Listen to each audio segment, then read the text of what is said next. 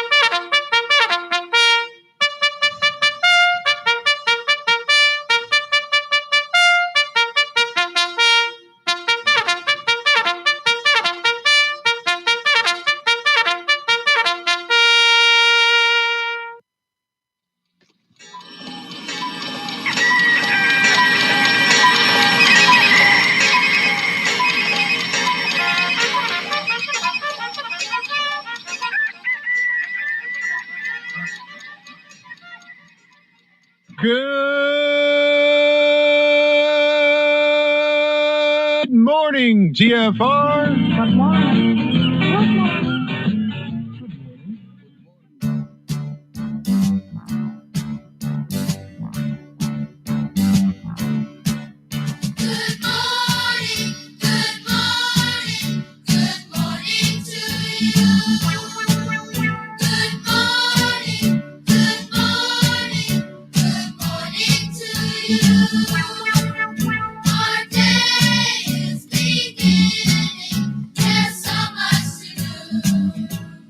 It is Tuesday, my dudes. It is Tuesday, my dudes, and a happy Tuesday to you all. Welcome to the Ironworx, right here on Truth Frequency Radio, TFRlive.com. My name is Josh Corey, and I am joined this morning by some very good friends and co-hosts, starting off with Mr. Zachary Zabala, Z-Squared. You might know him as Good Times for All here on YouTube. Zach, how are you doing, sir? Hey, Josh. Hello, everybody out there in TFR land. Not too bad, I guess. Good weekend. Got a little bit of rain for the plants. And working on that garden bed. Yeah. It's rough. It's doing it right. I mean, I could just take a shovel and throw all that topsoil away down the hill with all the clay, but I'm taking my time and getting all that loose or that nice thick topsoil, like the top 2 inches, out of the roots of all the plants. I want to keep that stuff. So it's a lot of shaking plants, to their demise. But they understand. We talk about it. They're going to be used again for something else. So we're cool. But yeah, not a bad weekend. Weather's been just phenomenal. I mean, I love it down here. 83 yesterday already. Dang. Yeah, I'll take it. I know Walt's already complaining about the heat down there, but here it's like perfect. Perfect for me, at least. Well, that must be real nice. Real nice. Let's say hello to Mr. LC King, Lucas King, find out how the weather is in Australia. Lucas, how was your weekend, sir? Weekend was good. Weather's pretty average. Nah, it's not too cold, but it's just it's sort of like dry cold. But I'm just waiting for the rain. I want things to start growing again. Winter crops. But other than that, it's been pretty busy like usual. Actually, not a lot of downtime, catering, whatnot. And trying to work out what I'm going to do for my next video. Other than that, pretty. That's about it, really. Awesome. Let's jump right in and say hello then.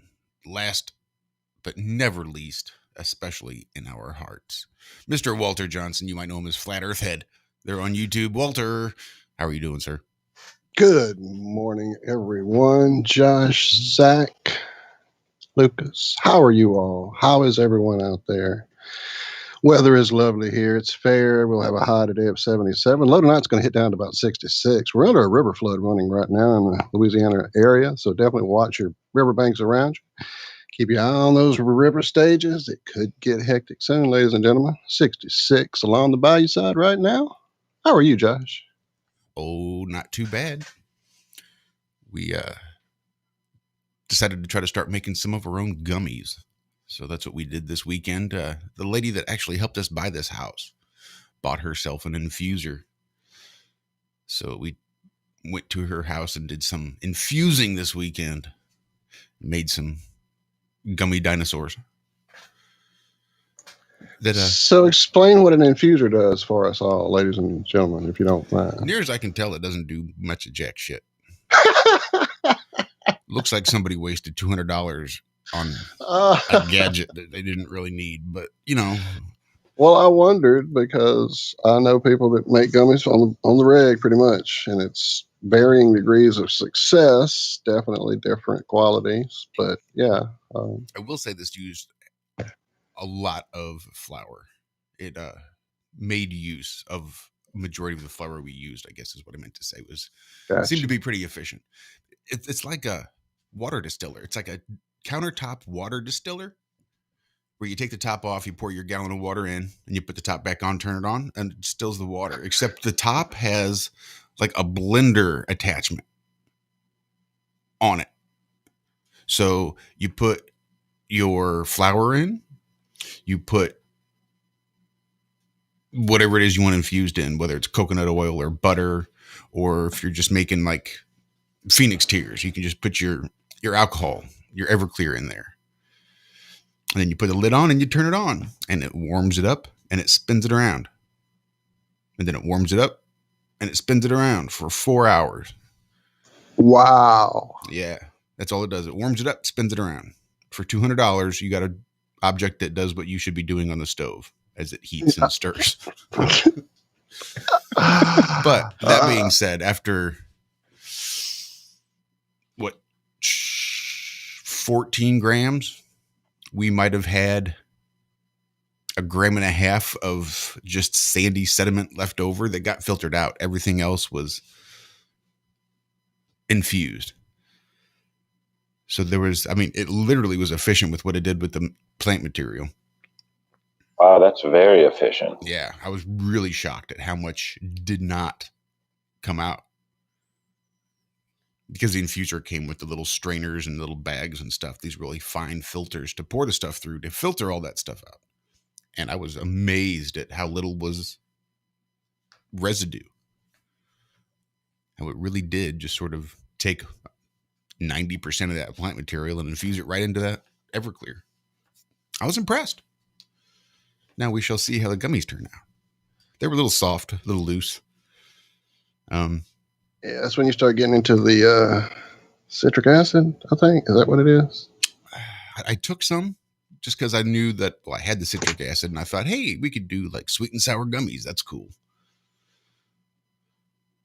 And there could be something else I'm misremembering that there is that you add to this whole process that gives you that gummy bear consistency that you would like rather than that jigglers from when you were a kid playing with Jell-O feeling. It's air. From what I can tell, air is the deciding factor. You have to basically cure the gummies. Because I just did a little bit of research last night trying to figure out what the fucking, like, Hairbo or one of those gummy bear manufacturers, somebody's like hacked their recipe.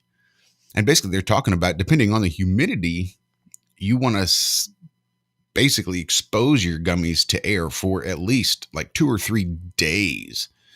And it'll let them firm out and dehydrate all that excess moisture that's in there.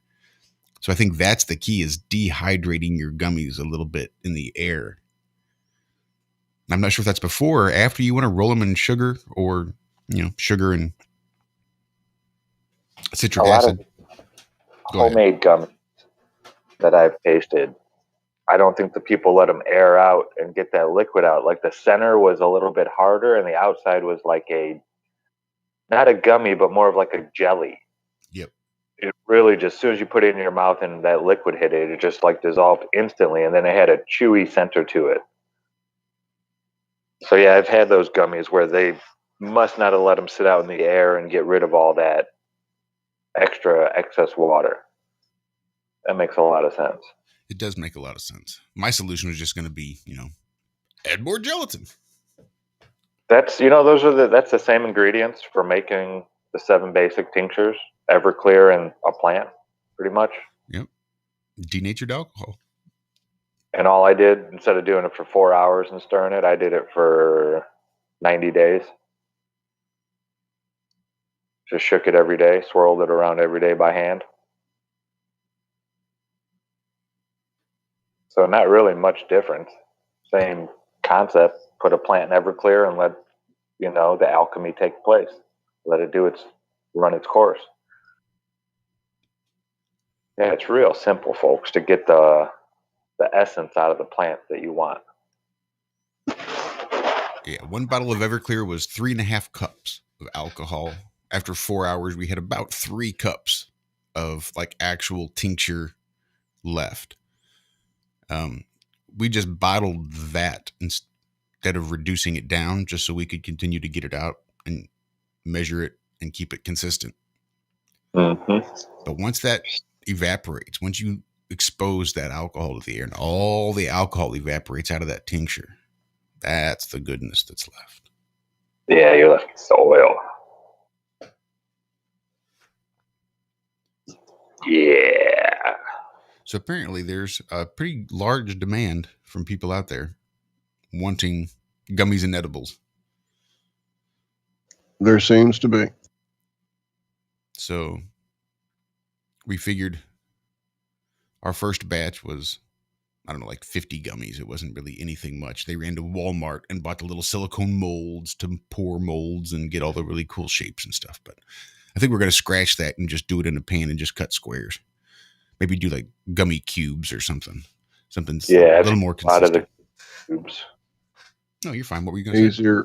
Easier to put those in a jar or wrap them or whatever you're going to do to preserve them for long term too, than to have all these weird dog heads and cactus shapes and whatever you find there for molds at different little places. And I think your batch would be more consistent. You'll get more consistent, stronger.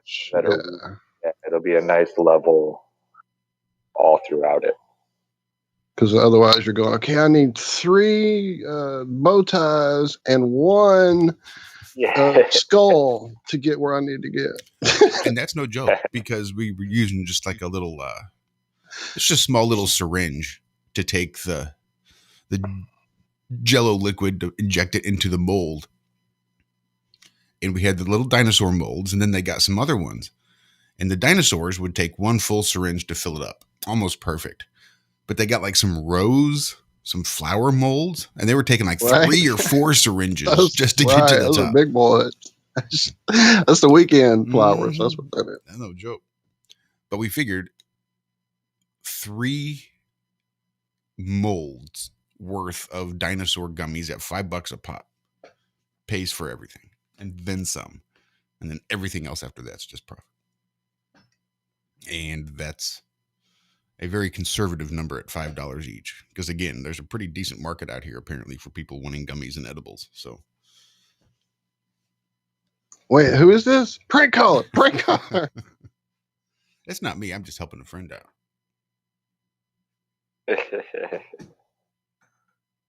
Man, I had something, but it left. Well, if you love it, let it go. Go. I'll have to admit, it took me a while to catch up to that conversation. What was actually going on? I bet your first clue was when you figured out we weren't talking about Martha's hot rise flour in the recipe.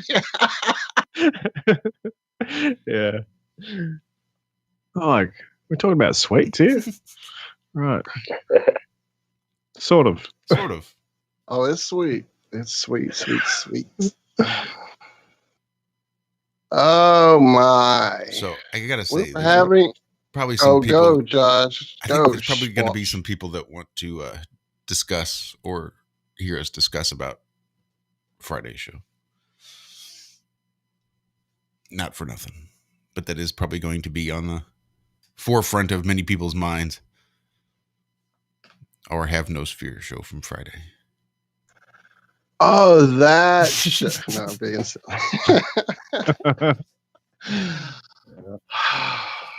Who wants to start? Mm-hmm. Yeah, I knew that was going to be a rousing chorus of "Let me go first." Well, I'd be more than happy to go first because I'm not. We seem to be a little bit divided here. Oh, in there's IRM. definitely a lot of differing opinions on the matter. I've seen for sure. So, I thought but I didn't mean to interrupt. I'm just very go. I thought it was an excellent show. I thought it went really well. I couldn't have asked for a better way to end it. Exactly. It seemed like a a real natural progression and just sort of a nice little slice of life into what it's like to deal with these people, the people that you want to be around because nobody else thinks like you and you feel very isolated until you find your family and you find your tribe. And pretty soon you have all these people with differing personalities and differing backgrounds, and conflicts will arise. And I thought it was a great example of conflict resolution, and watching adults come together and not get along, realize it, correct their behavior, and getting along by the end. I thought it was really good. I thought it was definitely worth keeping up there. But Lucas, I thought you might have had a little bit different take on that. Yeah. I'm sort of adverse to drama in a sense, it's like you've been in these sort of drama-filled periods in your life or whatever it is. And in some ways, I just think it's not necessary.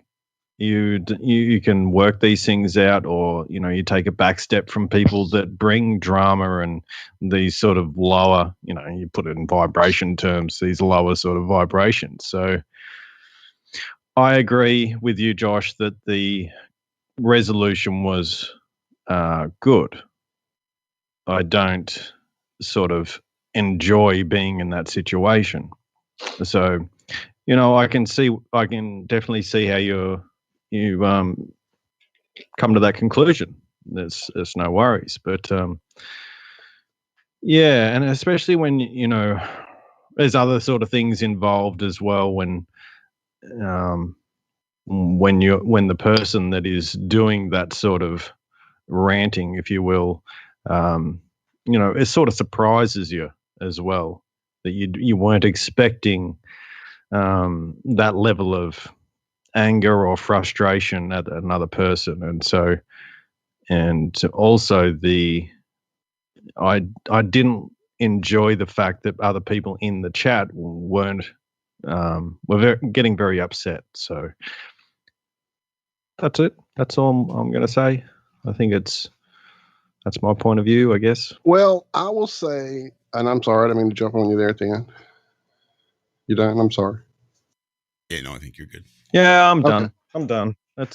Well, I think as far as the chat's reactions, they were happening on the fly as things were occurring. Because I was playing catch up, going back through chat after things kind of settled a bit, and I felt like I needed to go see what the hell chat was saying about the situation, because it stirred up lots of things in me. The main thing being that knowing,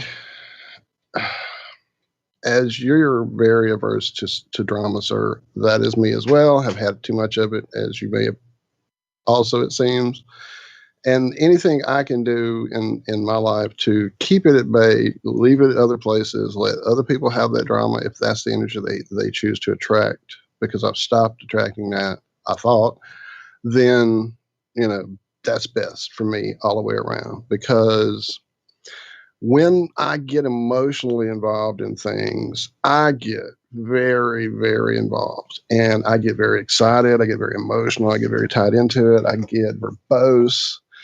Shell spent the first year and a half probably trying to calm my ass down. Like, I was driving friends away just because they just didn't get it and wouldn't get it, and I couldn't understand why they wouldn't get it, because these are people I've known and loved for so long, and they've seen all these other things together with me, so why couldn't they see this? And so it would make me get very emotional, and very, especially when they would backtrack to, yeah, but NASA, or yeah, but blah, blah, blah, and to be like, yeah, but so I understood the passion. Now, the behavior of as the resolution occurred and we got past the feeling of attack and the feeling of rudeness and all those things that also seemed to be part of this, the resolution did bring it back. I think that definitely there are people, not just people in the chat who have become friends of the show who are very loving and protective of not just Cammy, but us all, it seems, from what we've learned knowing you guys. But there are also people in the chat who literally know Cammy.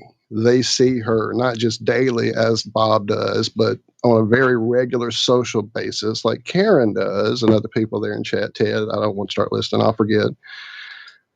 But when you're that connected energetically to someone, Zach, as well, on a daily basis, it really creates a energy bond that's a little stronger than these electronic bonds. So I understand their reaction and their quick reaction, And as I told you guys here in chat, had this all been a face-to-face situation, it probably would have resolved a whole lot differently because I'm very protective of my friends and especially my friends who I feel are being attacked unjustly. So, it definitely, the resolution was great. The feeling after it all was resolved felt like not just that he and she had worked out the situation, but had both come away from it with new information, new learning, new processes. And I thought we all did. I felt even I had, because my instinct normally would have been to jump in, I had my finger hovering over the mute button 2 or 3 times and just trying to, and then it was like, okay, these are grown-ups. This is not a playground and they will work through this. This is, this is what we've been working for 5 fucking years for, is to resolve these kind of issues. Sorry, this is emotional for me because there's other people in our lives who haven't worked past these issues and haven't worked through these type of situations. And that's why I was so happy and emotional when this thing resolved like it did, because that does show me that this 5 years hasn't been wasted and that we have gotten through to people and that we can solve this bullshit. I love you guys. Thank you. Nope, love you, Walter. And it definitely was a very emotional show. I mean, I was the same way. I aside from just sort of having I've been up since 3 a.m. It's Friday. It's a long day. And Ben was, in true Ben form, just sort of loud and in my ears. And I did have to take a step aside so I could go grab some Tylenol. Because you sit here with the cans on your head and Ben on the other side of those cans. It can be a little bit after an hour or two. So it was an emotional show. And I almost booted him a couple of times as well. But I'm glad I didn't. I wanted to give Cammy the opportunity to stand up for herself, and she did. And when I saw that wasn't doing any good, that's when I decided that maybe I should say something.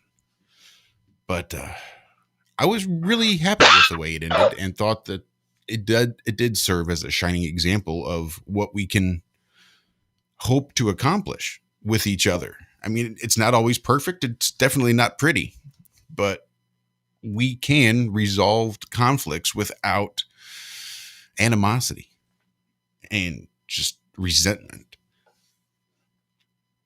Did anybody go back and listen to Jaren's show and hear what they were talking about at the same time? Was there that crossover, that weird synchronistic lineup?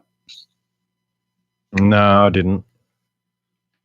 No, I was a little spent after Friday's show. I spent most of Saturday getting ready for the art walk. That was amazing, and I definitely want to fill y'all in on. But let's finish this up for sure. So no, I haven't caught up on it. I do see some chat about that topic, but I'm still trying to get the gist of it. Trying to play catch up as always.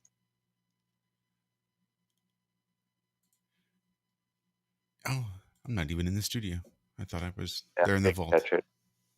Sorry, go ahead, Zach. We never did get your take on any of this. Oh yeah, sorry for dropping out. I just heard a lot of my stepdad talking down to my mom, and I had had enough.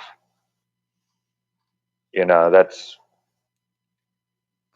I heard a lot of that growing up. Mm-hmm. You know, my stepdad was a very intelligent person, but he was also a drunk. So when he got, in tune, he was the smartest person on earth, no matter, it didn't matter, whatever he Yeah, said. but alcohol's good for that. So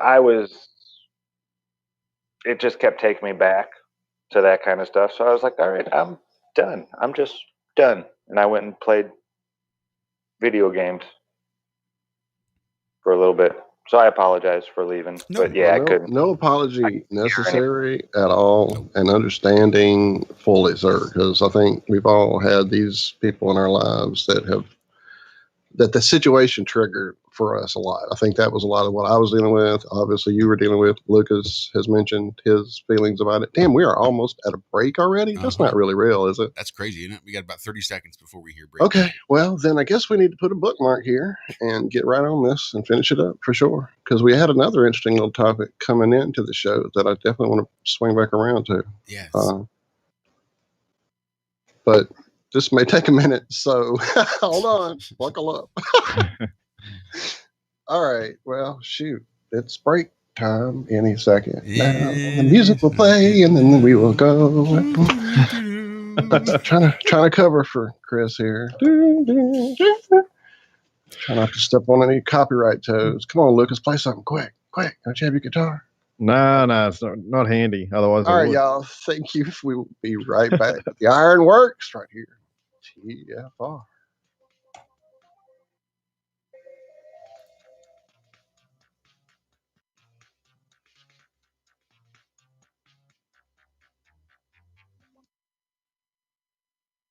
Extendivite, a 7-herb combination made from garlic, cayenne, hawthorn, bilberry, ginkgo biloba, valerian, and milk thistle.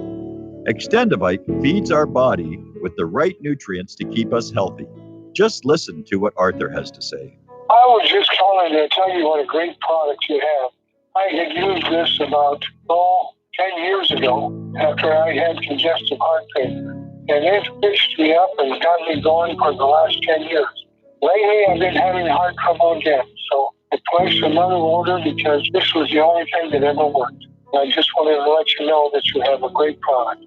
To order, call 1-877-928-8822. That's 1-877-928-8822 or visit heartdrop.com. Extend your life with Extendovite. So, you love talk radio? Then you'll love TalkStreamLive.com. TalkStream Live is always on, 24/7, with the best streaming talk shows. Find your favorite talkers and discover some new ones. It's free, readily available online or on mobile with any smartphone or tablet. Finding your favorite talk shows all in one place has gotten a whole lot easier. Just go to TalkStreamLive.com. Be sure to download the free apps from Google Play or the iTunes App Store. If you have hard water, the Lime Scale not only leaves white spots, it clogs pipes and breaks down appliances, costing you hundreds of dollars in energy and wear. Eliminate Lime Scale and other water issues like brown staining and bad odors with HydroCare water products, available from Wave Home Solutions. Wave's affordable water systems don't use salts or chemicals. You'll love the way your water tastes, smells, and looks. Satisfaction guaranteed. For more information, go to bestwater123.com. That's bestwater123.com. Fear is the mind killer. Fear is the little death. This is Uncle Walt from the Ironworx. Josh, Corey, and I have chosen to look at life with no fear. No fear of the unknown.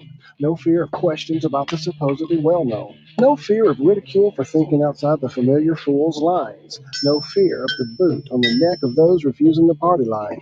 No fear of taking on those so convinced of their beliefs they would sooner drink the Kool-Aid than believe they've been fools made. In this world filled with me too, cattle think, can truth's protective layers be peeled back to show the tender, juicy pink? Are we all just grist for the mill? Souls sold against our will, or is that just how it feels? When you're filled to the rim with triviality so fear-filled and grim, break clear of the fear right here. Tuesdays and Fridays at 2 a.m. on TFR. Josh and I and you will hammer out the impurities of technology-driven groupthink, fold in a dash of logic, and quench it all with a bit of absurdity.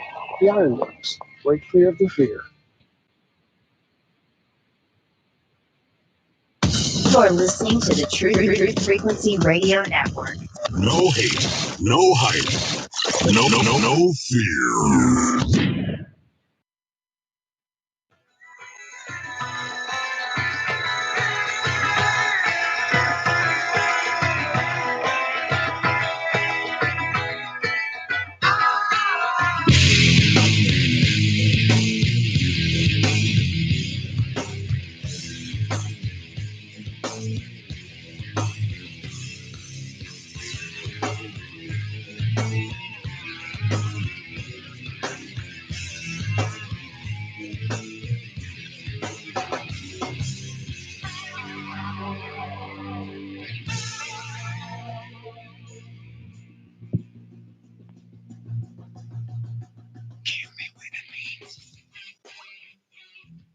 Good morning, world!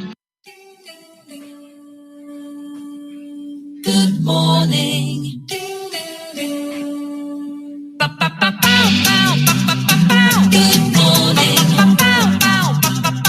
Good morning. Beautiful day.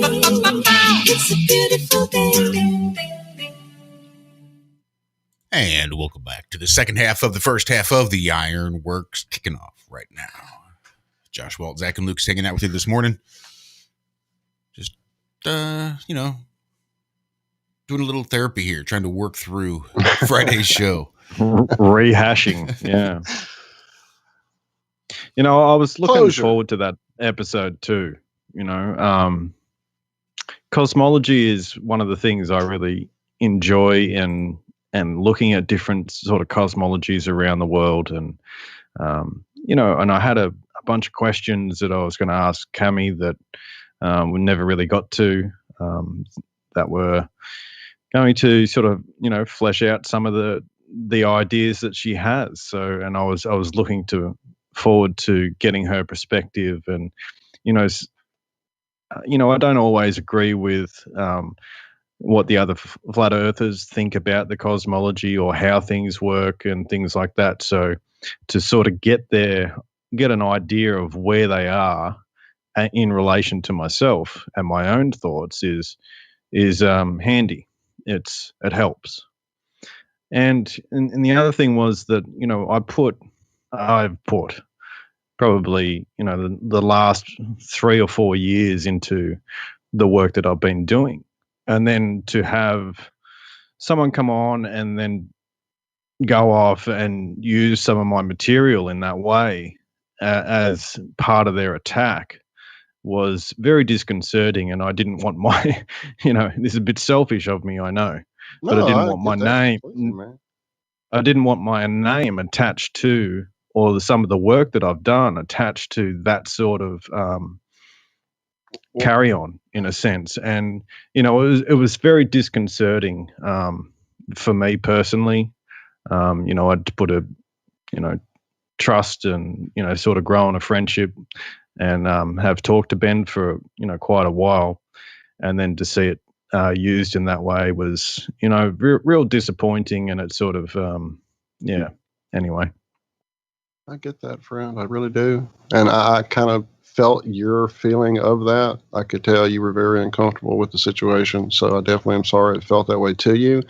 I truly don't think that anything Ben did came across as Ben using Lucas's work to beat up Cammy ever. It felt to me, and I hate to talk like this because Ben's not here to defend himself or comment on anything, and I really wish he was, but from what I saw and from knowing people that I've grown up with and people I've known who've changed their belief systems completely 360 or 180, whatever, it seemed like there was a big religious chip on Ben's shoulder that has happened with not just Cammy, but when our buddy Hacksaw was on the show and started bringing up, because he's a very religious person as well.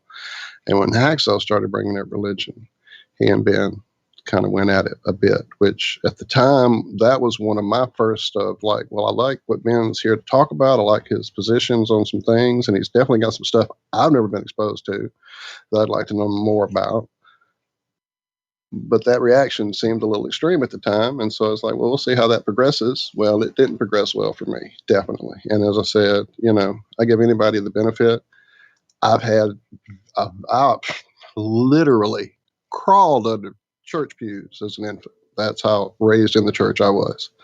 So I get both sides of this issue.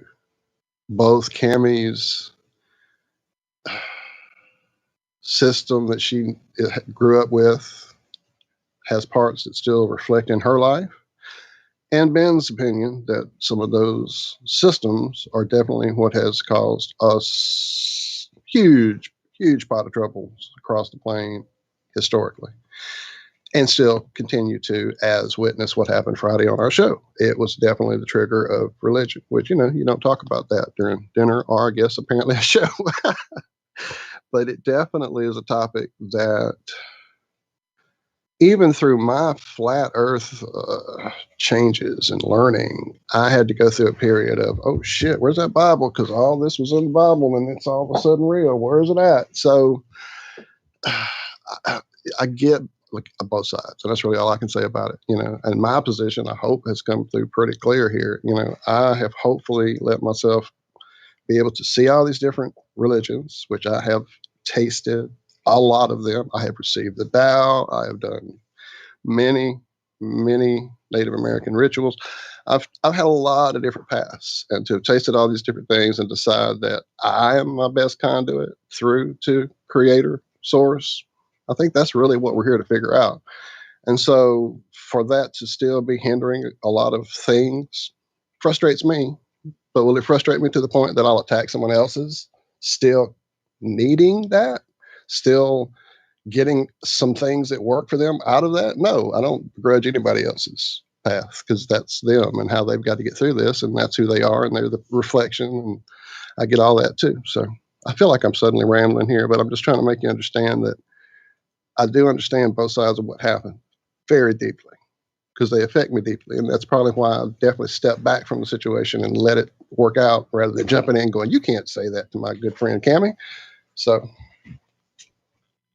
yeah, and I really kind of try to balance that out too, because I don't want to come across as, the guy that thinks Cammie can't stick up for herself, because I have no doubt in my mind that Cammie can stick up for herself.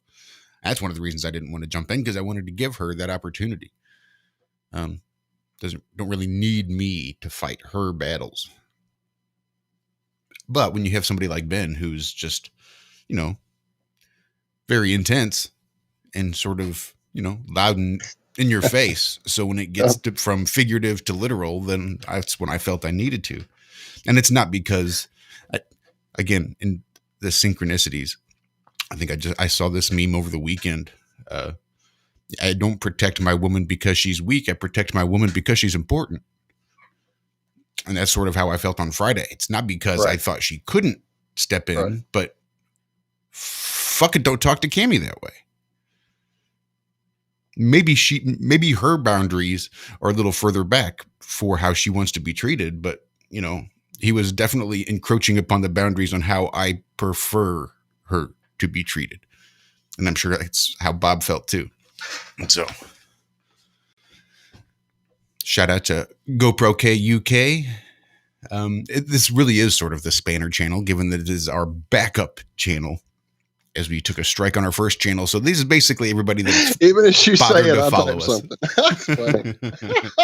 Love it. That's good stuff. So yeah, I did want to address it just because I know that there are people out there that were really curious to see what sort of the fallout or the follow-up was with Friday's show. But again, I have zero hard feelings or animosity or anything towards Ben. Again, I thought it was a really good show. It was amongst our top shows, I think, just because it finished the story. There was that closure there at the end. Yep. And so many times in situations like this, there is no closure. Somebody rage quits. I was going to say, once upon a time, it would have been nice to have a show that ended that way with another little gentleman. Oh, yeah. For you. For you. And that's exactly what that whole conversation reminded me of. Ah, How do I not have that bite on here? I was waiting. That's why I gave you that big empty dead air spot. Welcome to the group and hang out and chat with us there, GoPro K UK. And everyone else, but definitely, yeah, being the backup channel. This is the hardcore Iron Scouts. You stepped in amongst, but you're very welcome. I'm trying to see. Well, there is another. some other news sort of pressing, isn't there? Definitely. There's a NASA whistleblower, I heard. That's what they say. Yeah. If the guy's story is really well put together, we'll say. He's got the names down, the times. Let me see if I can't find. I know David was playing some of this. Did they say the guy's name on the air? I think it was T. Smith. I don't want to go saying it. I don't think that's his real name. I think it's just whatever you call it. Fake name. Former chief engineer with NASA, Keith Smith, Dr. Keith Smith. No, he even says where he went to school, where he graduated. Yeah, right. When he Well, then was, wouldn't it be pretty easy to back up this guy's story if he's giving all these details? David and Jaron might, are thinking that this might be this guy. This might actually be the guy who he says he is. They're not 100% sure. It'd be nice to, do a live Skype, or not a live, but a face-to-face. I don't even know if Skype would convince me. The way technology is today and what people can do. I've seen the Horry Sheet Show. Yeah, exactly. Amazing stuff. Shout out, Horry. Hell's yeah. But no, I mean, if this is true, I mean, NASA came to him, told him, hey, the earth is flat and this is why we have to lie to everybody, yada, yada, yada. It's for the greater good, this and that, yada, yada, yada. He had been with NASA since the 90s. They told him in 2012. So he had been working with them a while. Was just promoted to chief engineer. He was an engineer with NASA this guy was, at least, whoever, if he is who he's claiming to be. Yeah, it could get real interesting here. Now, maybe, he's just one of those chief engineers who, I mean, they can't all be part of the club, folks. I don't know. This had to happen sooner or later. Now, is it legit? That's the question. Even if it is the guy, is he being legit? It's Yeah, and why now? Or is there any good time? I suppose there isn't, but yeah. now maybe, maybe he got a message. Who knows? This kind of stuff. What age is he supposed to be? Let me see. I don't know if it says his age. I haven't read through it yet. I'm just wondering because I know there are, even people who at one time were deeply around my age. Wait, what? I'm sorry, you broke up. Well, no, 96. He had a degree, so he's probably like in his mid to late 40s. I'm thinking because he graduated. Oh, okay, I thought you might be older than this. University of Michigan from 96. So that'd put him at like 47, 46, somewhere around there. If it was just 4 years of schooling. He got a doctorate's degree. I don't know how long that takes. At least 6, depending on that. Yeah, okay, so yeah, around 50. I'd put him late 40s to early 50s somewhere.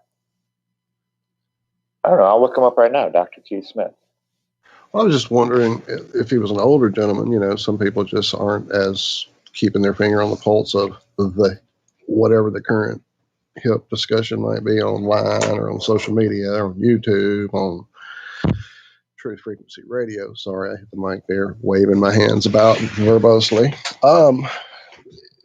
As we've already discovered, there's a lot of people who listen to the show that aren't in chat. inversely, there's probably a lot of people who don't pay attention to any of this stuff and are maybe just this last few weeks, months going, what? People are finding out the Earth's flat? How'd that happen? And, well, I guess I need to see what I can do about it, too. And like you say, they can't all be the bad guy.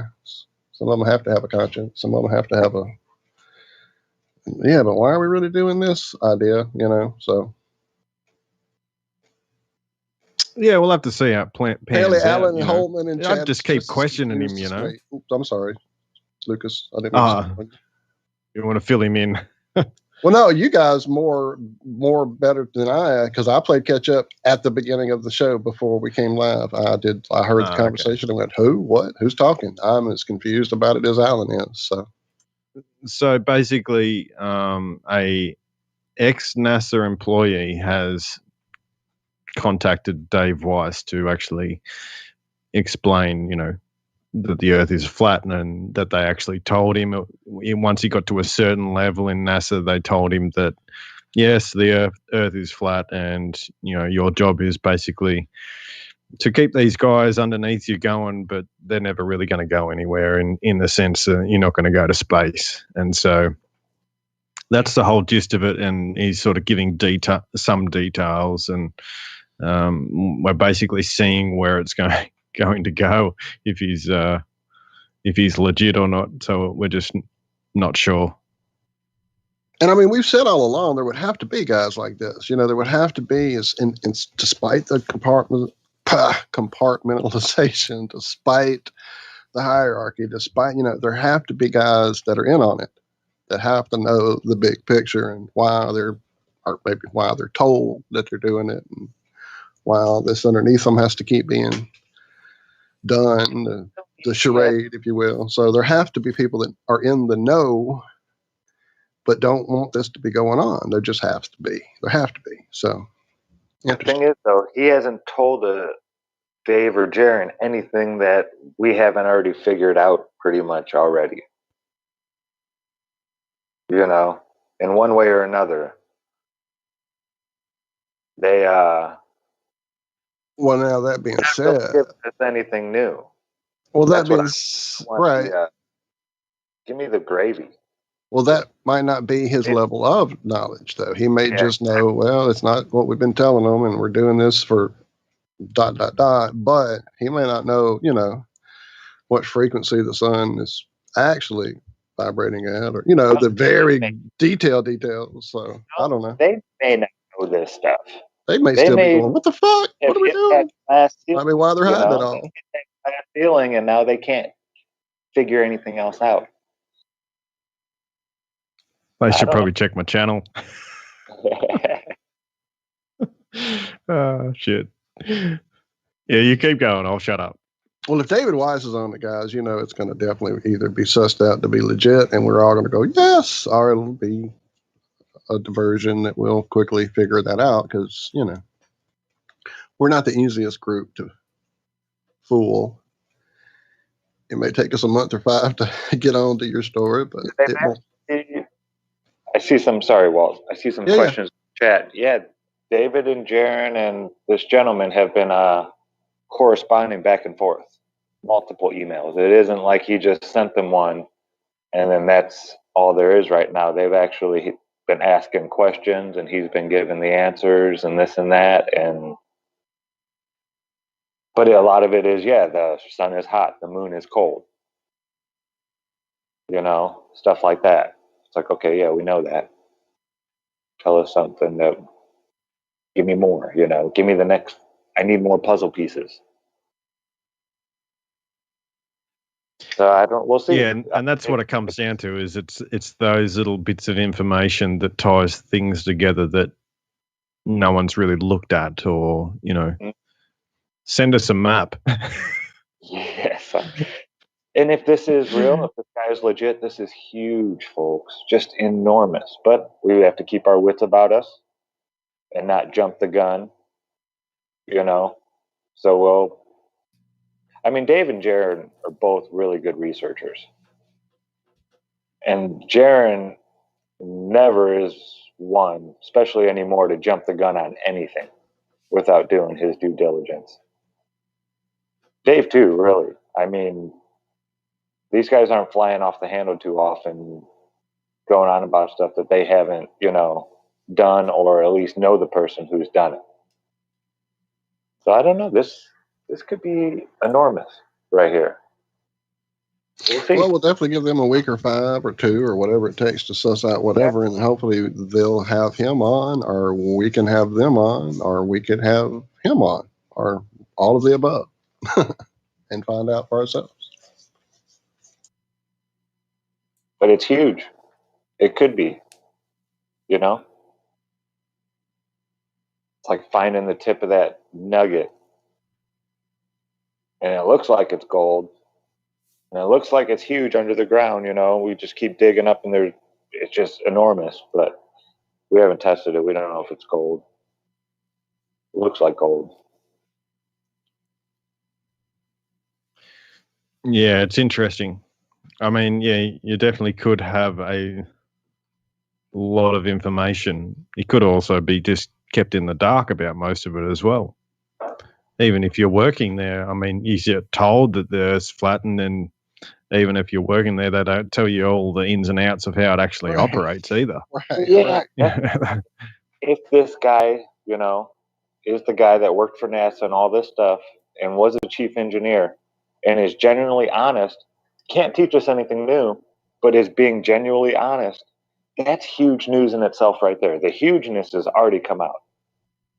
A chief NASA engineer that, had direct contact with Director Bolden or whatever that guy's name was, multiple times, came out and stated that he was told by him and other people in Washington that the Earth is actually flat, that everything that he believed about his cosmology is incorrect.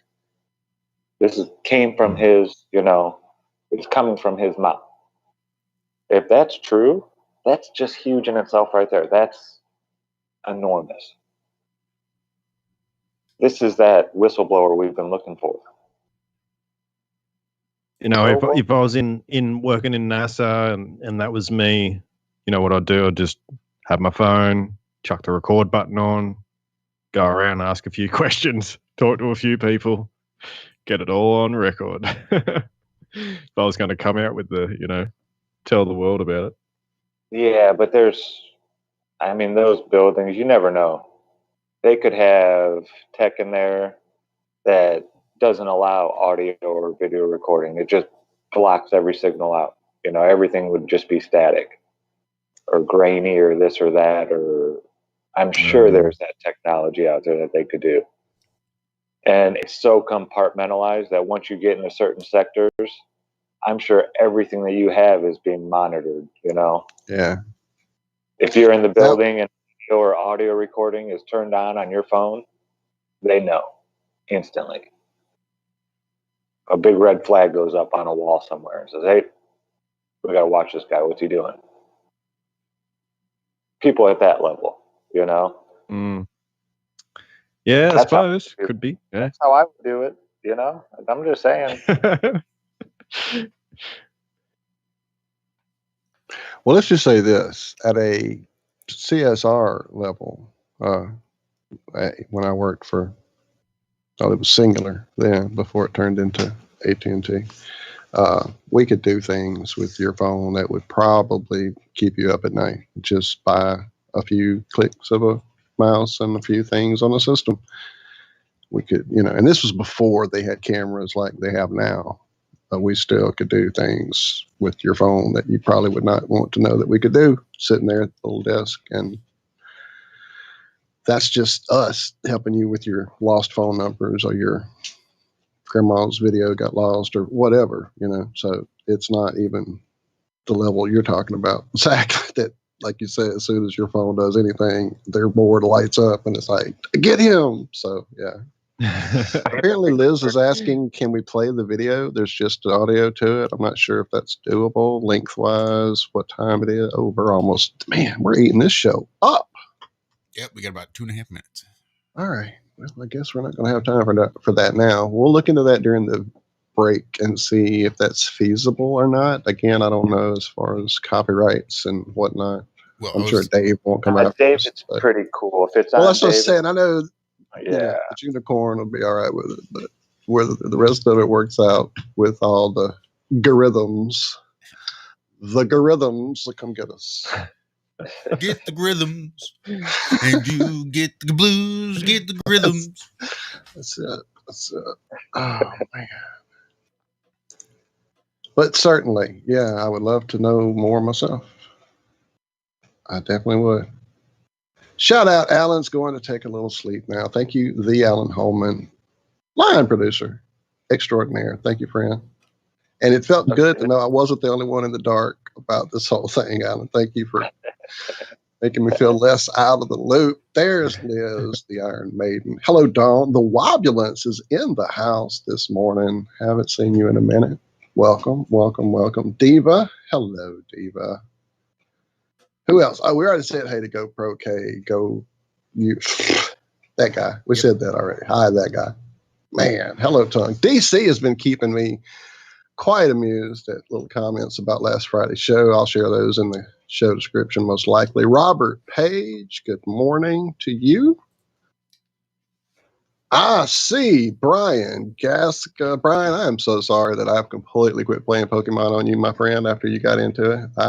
It's so bad I did not even participate in Community Day this weekend because I didn't really remember it happened until it was over. So, hey, that's how bad it is. I'll try to get back in it. I promise. Just for you, brother. Alexander Lightwater. We might be able to play it. It's only a little over 6 minutes long. Oh, okay. Well, we'll work on that after the break, and I'll try to catch those people I missed in my roll call here with my magic mirror. No, it's not Romper Room. It is Ironworx. Josh, Zach, Lucas, Walt. Hey, we'll share our watermelons.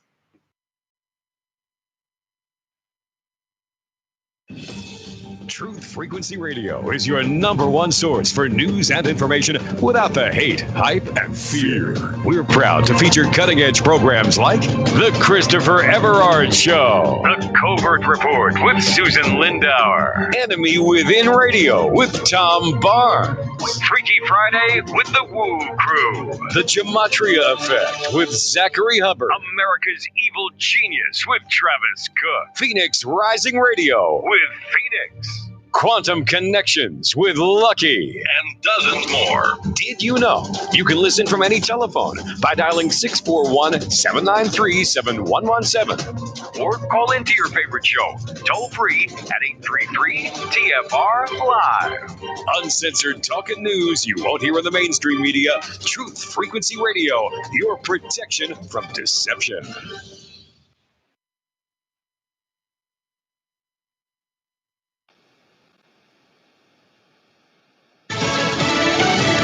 Anger spills over again in suburban Minneapolis. I'm Jack Callahan, Fox News. A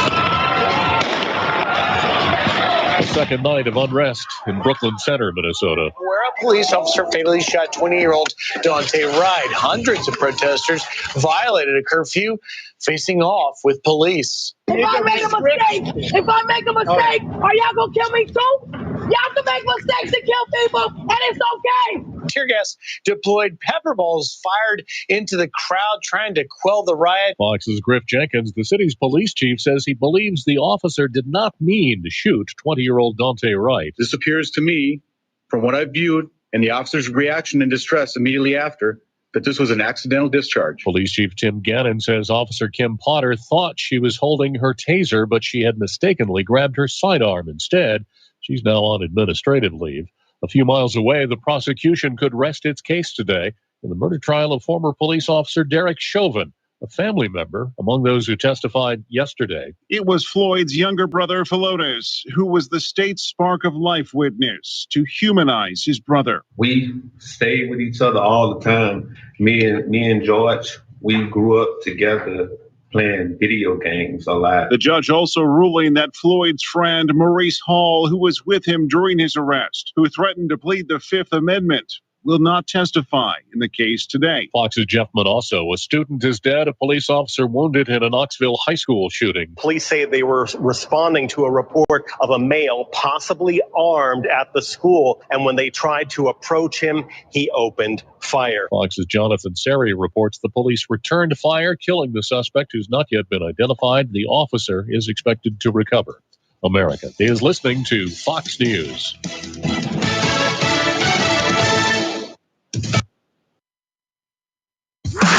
Tuned into the truth frequency. Your protection from deception. This is Truth Frequency Radio.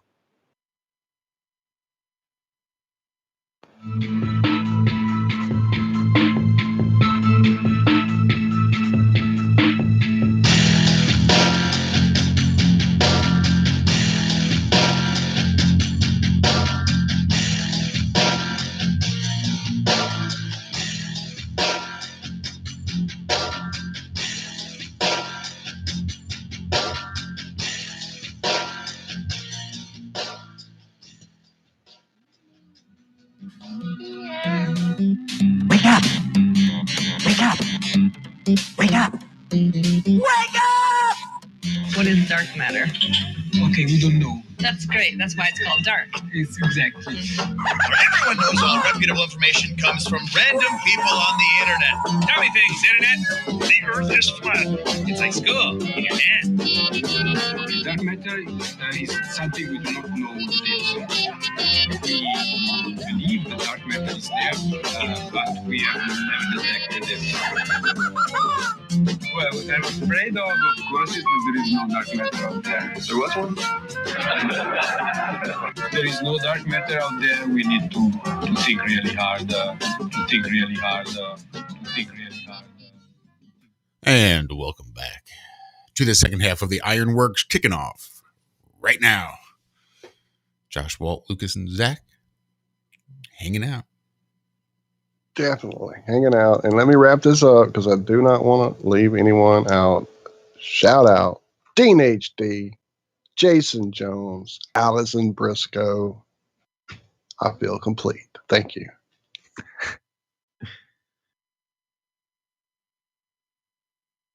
All right, we got this video lined up. I think we do. I had dropped it there in chat. Oh, I saw it, but I didn't know. Was I sharing it, Josh? I apologize. I'll drop it for the YouTube chat as well.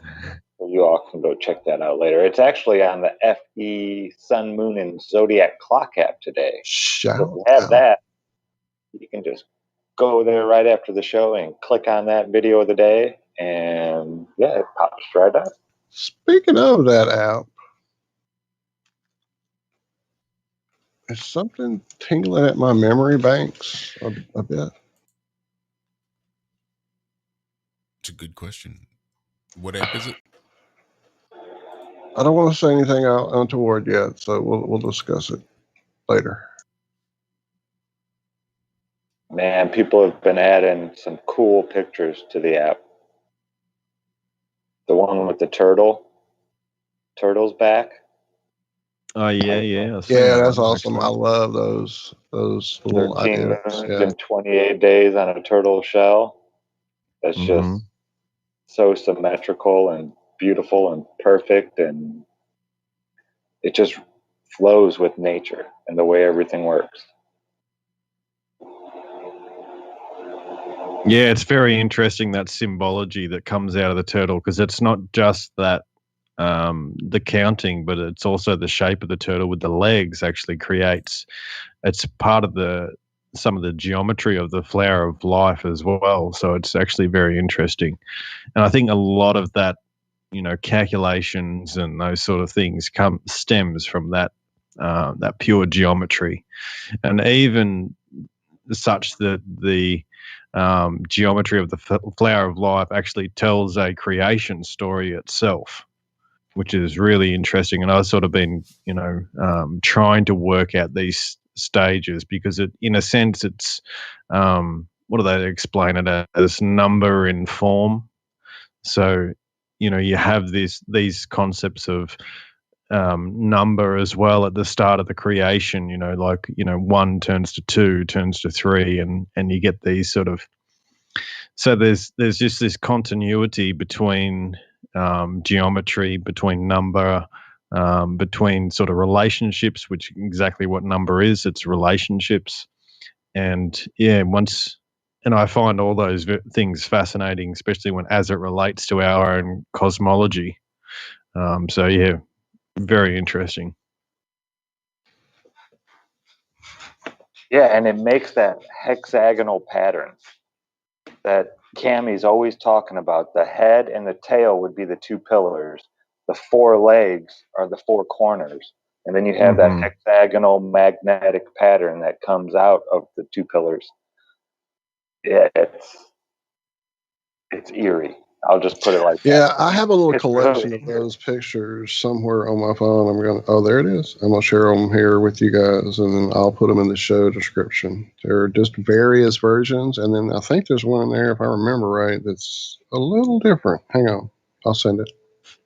So one of the things that I think about, and this is when you look at the cosmology that they gave us, they give us this one where it's basically the Big Bang outside our world, in a sense, distant galaxy, and then it forms, and all of us are a happy accident in a sense. Well, in the older cosmologies, as far as I can work out, they don't explain it like that. It's sort of similar, and it's almost like, again, they've taken it out of context, but it's basically the world began from within. So in this sense, you would see that the world began at the North Pole.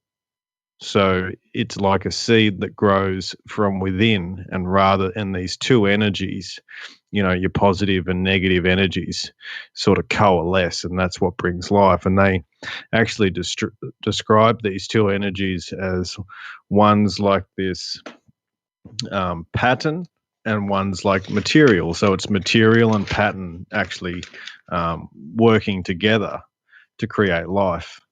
And so, yeah, I find that very interesting. And this pattern idea, or the underlying basis of our reality, they described it as, the all-pervasive, infinite, eternal truth and a bliss. So this sort of thing that doesn't change, but from which all change arises from. So sort of some very interesting concepts in these older literatures, and I think they're very applicable to everything in nature, really. But as a cosmology, it's very interesting. Well, yeah, and today, the modern person looks at all this stuff. Oh, these stupid ancients, they thought that we lived on a turtle's back. Well, yeah, exactly. But, well, interestingly enough, they're giving you the keys right there. That's a puzzle piece right there. Right. The other pictures that I remembered having, because I love turtles and I love turtle shells. As a kid, that was a thing. Like where I grew up in Mississippi, there were turtle shells all over the woods. We would find them all the time and bring them home, and like, we had them. They were a thing. So when I would see these pictures that cover different ideologies about it, I've had a few of those with the 1328 thing, but I also have these that talk about the North American legend of Turtle Island. And he goes into this long story. I'll include it. I'll send it to you guys in chat here in a minute, but it just talks about the shape of a turtle. And if you overlay this tortoise island saying over America, North America, it pretty much fits. The head of the turtle is the Arctic islands, the front legs, Labrador and Quebec. The back right leg is Florida. The tail is Mexico and Central America. The back left leg is Baja, California, and the front left leg is Alaska. So that idea of living on a turtle, not so nuts after all. And a lot of those, the ancient sort of religions and things also talk about, Earth sort of arising from these primordial waters as well, and exactly like a turtle would arise out of Absolutely. the oceans. Absolutely. Yeah. So there's How that. would they have known the shape of North America back then? Just wondering. This little thing to contemplate on for your daily lunch break or whatever. Yeah, Have how would they you know got that that video ready yet, shape Josh? of any of this stuff, without having airplanes and all that kind of stuff, to know the perfect outline and shape?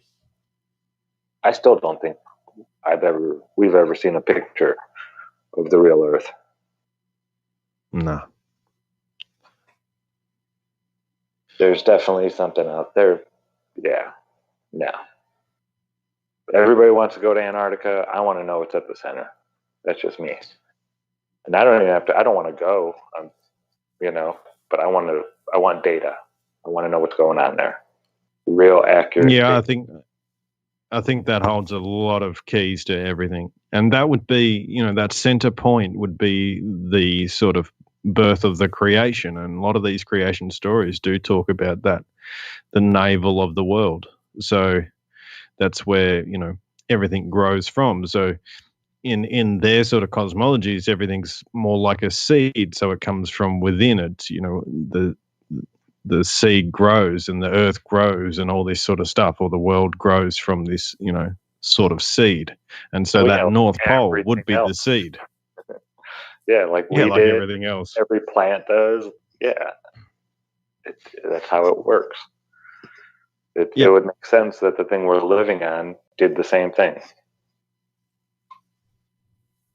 Oh yeah, I think so. I think that makes sense to me, and to even have a dome that is able to actually grow with, it's almost like a structure that can actually move with itself. And when I was putting the two and the two together with the sort of air dome, or air turning to a solid, well, that's able to actually grow in that sense, just from heat within.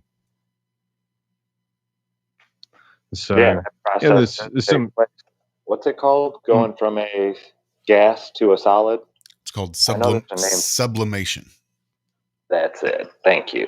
Nice. Yeah, that'll happen in your Cool. freezer. Your ice cubes. If you leave them in there for a really long time, they start getting smaller and they shrink. You can watch and then you start getting ice on your freezer walls. Well, it never turned to a liquid. It turned to a gas directly from a solid back into a solid.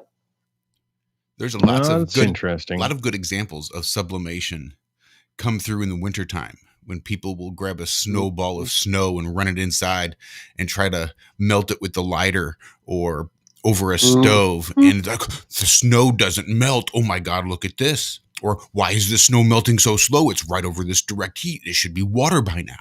Well, it's just sublimating straight to gas, which takes a little bit longer to do. So it doesn't just like melt, but it's sublimating from the solid ice into a gas.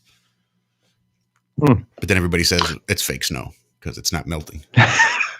Those old Airwick solids from the 70s that had the little twist, it was like a weird shape, and you twisted it and pulled it up, and it was like this jelly stuff in there. Uh-huh. That's what they do. They sublimate straight from that jelly goo stuff to a gas. That's why they fragrant the room and stink stuff up. Oh, I hated those things growing up. I do have that video ready, by the way. Cool. I was just giving you some time, sir. We'll give it a shot. I'm going to actually try the screen share on Restream and see how that works out. And there's Listen to this real quick. Dean HD, the whole Earth could be the Tower of Babel. Buildings on top of buildings.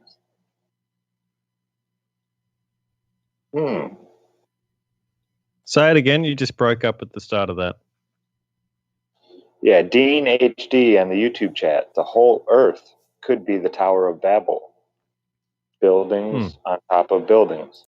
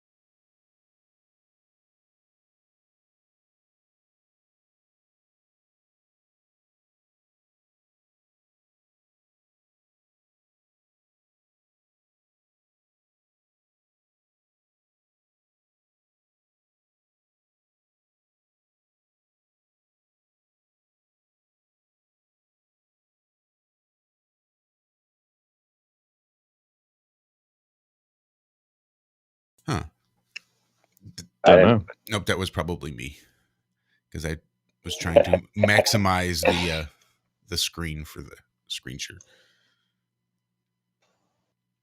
All right, let's just play this some bitch. It may concern. My name is Dr. Keith Smith.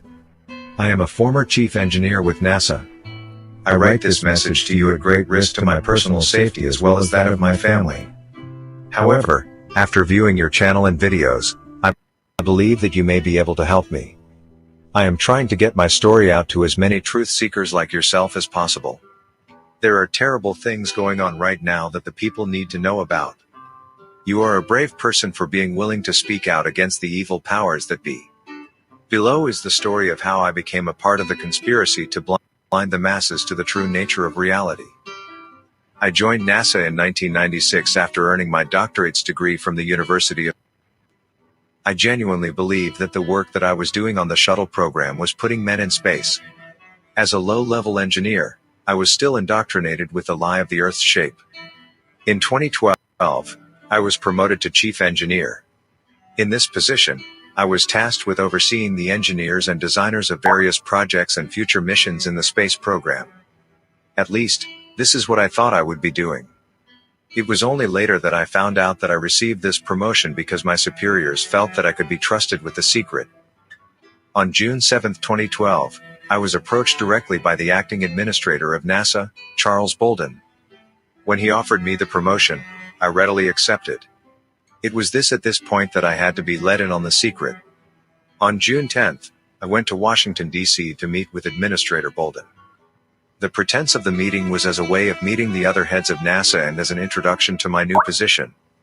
When I went into the meeting room at NASA headquarters in Washington, D.C., they sat me down and went through introductions. The meeting consisted of myself, Administrator Bolden, Deputy Administrator Lori Garver, Associate Administrator Robert Lightfoot, Director Michael Coates of Johnson Space Center, Director Robert Cabana of Kennedy Space Center, Director Arthur Goldman of Marshall Space Center, and Chief Scientist Waleed Abdulati. After the niceties had concluded, Bolden became very serious. He told me that what I was about to hear was going to change my entire life and that I may struggle to believe it at first. His only request was that I hear him out. From here, he revealed the secret to me. I will never forget the moment Administrator Bolden looked me in the eyes and said, "Everything that you have ever been taught is a lie." From here he told me that the Earth was in fact flat. This is something that had been known for thousands of years by the ancient peoples. However, as the general population became more educated and their social status increased, they became restless and a danger to themselves. It became necessary for a great lie in order to prevent a collapse of society and another dark age. You see, historians will tell you that humans have known that the Earth was round for thousands of years. They will point to the likes of Eratosthenes saying that he knew the Earth was a globe in the 3rd century BC. They will even say that he calculated the circumference of the globe to within 1% accuracy by having Bemidus measure the distance between Alexandria and Syene by walking the distance and counting steps. However, these historical records have been fabricated and left for the historians and archaeologists to discover. It was only 200 years ago that the true nature of the Earth was general knowledge. However, all records of this knowledge have been destroyed. I was also told that NASA's true purpose was not space exploration but maintaining the globe conspiracy and maintaining the integrity of civilization. When Administrator Bolden had finished, I was left in utter shock at what I had heard. Surely this could not be true. It must be some form of trick or joke. In fact, when Bolden finished, I just laughed at him. However, Bolden maintained his composure. He told me that he too reacted the same way when he heard the truth. Others in the room went about recounting their stories of first hearing the truth. In fact, Director Goldman said that it took him months to be fully convinced. I was told to go back to my hotel and think it over. At first, I was in denial of the truth. It took weeks before I fully accepted what I should have always known. The other senior NASA officials were very supportive of me throughout the process, being patient with my many questions. As chief engineer, my main job was coming up with plausible designs to then pass down to lower-level engineers. They would then properly design and even build the spacecraft. They never knew that what they were designing would never go to space. It was my job to ensure that. Whenever we launched a rocket, it would just fly out of range of the TV cameras and civilian tracking capabilities before ditching into the ocean. Many rockets can even still be found at the bottom of the Atlantic Ocean. I went along with spreading the lie for 7 years until I retired at the end of 2019. Even after I retired, I was still fully on board with spreading the lie of the globe. I was indoctrinated to a fanatical degree that lying about the Earth's true form was the only way to preserve society. However, with the COVID pandemic, I have had a lot of time to reflect on my former life and realize that the conspiracy is fundamentally flawed. The people have a right to know the truth. It may cause a social upheaval, but I think that it is worth it to break the authority of the conspiracy. As a part of the conspiracy, my every move is closely watched. They have been growing suspicious of me. I am using false aliases as a way of defending my identity and delaying them from silencing me. I strongly believe that it is important that the truth is spread to as many people as possible. They will do everything they can to suppress your message. It is no accident that YouTube and similar platforms are cracking down on conspiracy videos. I hope you find this information helpful. Please feel free to reach out with any questions that you may have. I will try my best to be responsive for as long as possible. Thank you. Dr. Keith Smith.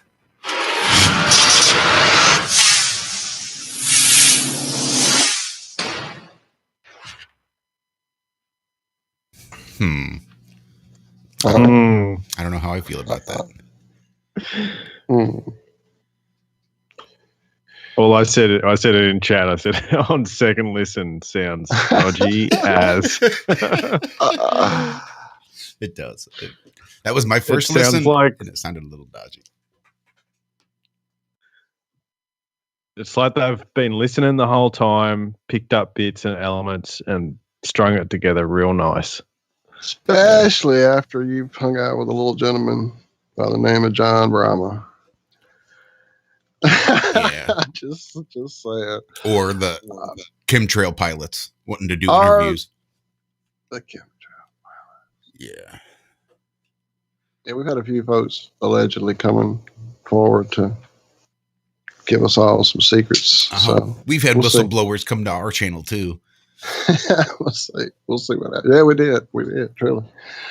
Oh my goodness. But yeah, I was definitely distracted a bit, as Lucas can attest there in our little personal chat. We were discussing the musical background there and the fact that that band's historically been known to be very adamant that no one fuck with their music. So I hope that video doesn't get us taken down to a third backup channel, and that we don't have a third backup channel. So Robert Page says, could this have a negative impact if it turns out to be fake? Yeah. Well, I don't think so. I think we're just being highly skeptical of it at the outset, and just being fair with the information as much as possible. And we haven't got very much information, so other than what he says. So yeah, we just have to let it ride out and hope there's not another alien in the bush. In the bush. Big shout out to Belu. What? Belu. Anyway. Shout out to Buddha2222 over there on D Live, 3 a.m. there. Good night. Yes. Sleep well, Buddha2222. Good up, Buddha. What's up? Glad to have you hanging with us. 222. 2. We have almost minutes. Done it again, Zach. Yes, we have. But no, I mean, even though, what's the guy? I don't know. It'd be interesting. I mean, if it's true, it's huge. But again, people have tried to burn us plenty of times in the past. So yeah, we're going to have our focus goggles on, and we'll just see what happens with it. That's it. For sure. Yeah, that's all we can do. Exactly. Now, if this guy ends up dying in a fire today with his whole family or something like that, then you never know, I will say he did seem to give off some information that would make it pretty easy to figure out, at least within NASA, who he is. I would think that just from what the one hearing I've had. So Uh-huh. I have dissected it. How many high-level engineers were promoted at that time? I mean, Yeah, there is a Keith Smith that worked for NASA. He's head of some other corporation now. But yeah, said he's according to operating. Google, So he's not really hiding his identity then. In Well, a he sense. said he was operating under aliases, so I don't know if I would trust that particular name. yeah. Okay. But just the information that he gave was right. Just things that Jaron and Dave have talked about extensively. What he didn't include was anything new. Like you said, if this had been someone with information beyond what we as a collective have come up with thus far. There are a lot more correspondence, though, besides that one. That was just the initial, hey, I'm here. I want to tell this story to you. Right. And then there are a bunch more communications back and forth where Dave and Jaron got to ask him questions and he answers them. I'm sure those will be coming out sooner. I look forward to that. Yep. All we can do is wait, I suppose. Well, ladies and gentlemen, we're one segment away from wrapping this bad boy up. So come on back, hang out with us for another 30 or so, and we'll see if we can't figure out a surprise or two. You never know what we might pull out of the hat. It's the Ironworx after all. Watermelon! From the dawn of man, we have turned to nature to help attain balance within ourselves. But somewhere, we lost our way.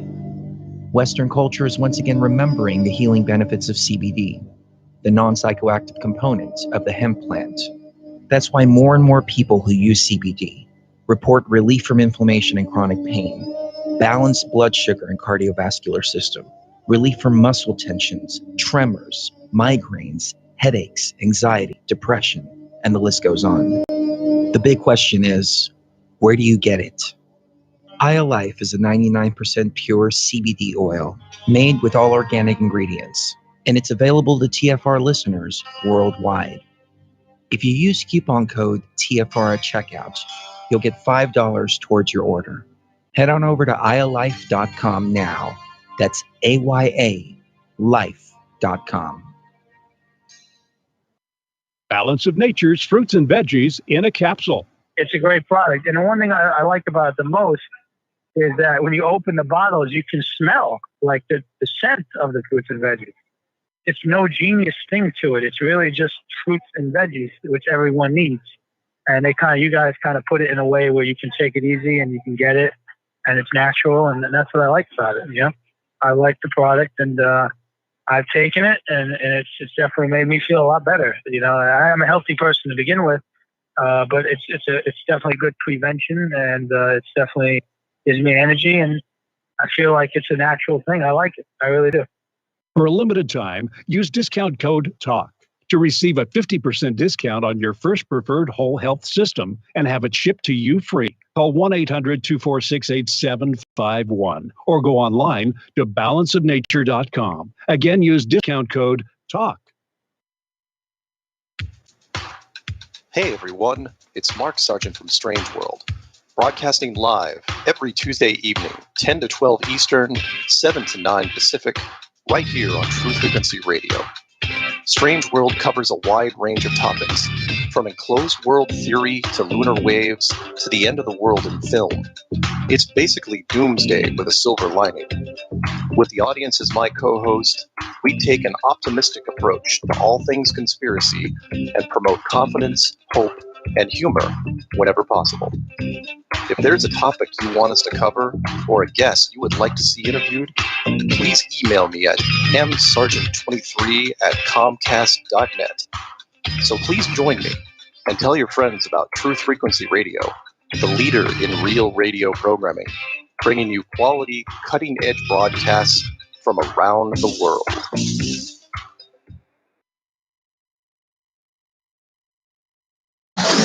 No hate, no hype, no fear. We are TFR. Your protection from From deception.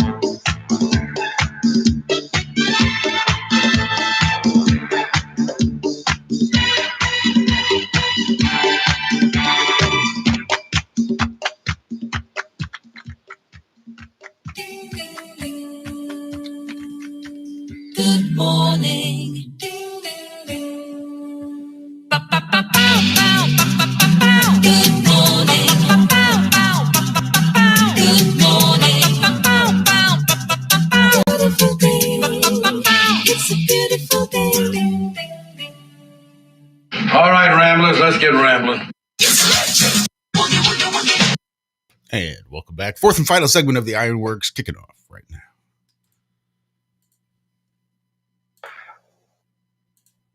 We were just having a little discussion there in chat. Indeed it is. Welcome back. Sorry, what, Josh? I was laughing a bit. I just said, hi. Hi. So it's Tuesday, my dudes. And we've been talking about our friend Dave Weiss, who's put out an application for your devices that will let you see all kind of cool flat related things. Most likely you're familiar with it if you're hanging out with us here in our family. Shout out to the family not here. Indeed, Liz in chat there. But I don't know how you guys want to do this. You want to open up the phone lines? Is that the plan here? I suppose we could do that. I'm trying to. Or what? Or what? I don't know. What you got up your sleeve, Josh? I got nothing up my sleeve other than the pass. That's the only thing I got up my sleeve. All right. Well, that's probably easiest. And we are on a time crunch, I guess. I'd have to dig up a sound bite and then we'd have to wait and it gets complicated. So let's say this. We could plan it for Friday. Let's do that. You want to do that instead? Planning ahead. A teaser. Get folks in here. Shout out Caleb Wilkinson joining us there in the morning. Beautiful soul yourself, friend. Anyway, sorry I got distracted seeing a friend pop in again. Michael Kilpatrick has joined us as well. Larry Matilla. Sorry, I'll stop. I just hate missing out on people as they come in. But yeah, Platicord music. Hello. I'll stop. You go. I'm just trying to figure out. We'll come up with something. We'll decide maybe tomorrow night.